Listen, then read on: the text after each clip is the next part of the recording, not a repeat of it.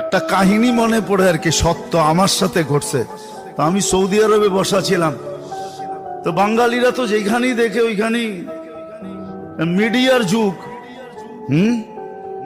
তো একটা আসিল, কিছু ছেলে থাকে না একটু দুষ্ট প্রকৃতির, মানে ওই দুষ্ট না, ও হাসতে হাসতে বলতেছে, দূর হুজুর, আমগো বাংলাদেশি গো কোনো হিসাবই হইব না। ওই কেন? ওই কিয়ামতের দিন আল্লাহ জিজ্ঞাসা করবে, তোকে দেশ কই? কয় বাংলাদেশ। কইব যা, তোরা এমনি জান্নাতে যা, দুনিয়াতে বহুত কষ্ট করছ তোরা। এমন হাসি পাইছে আমার যে আসলেই তো দেখেন না, আমরা এয়ারপোর্টে যাইতে কত কষ্ট, আইতে কত কষ্ট, এইখানে কত কষ্ট, দেশে গেলে কত কষ্ট।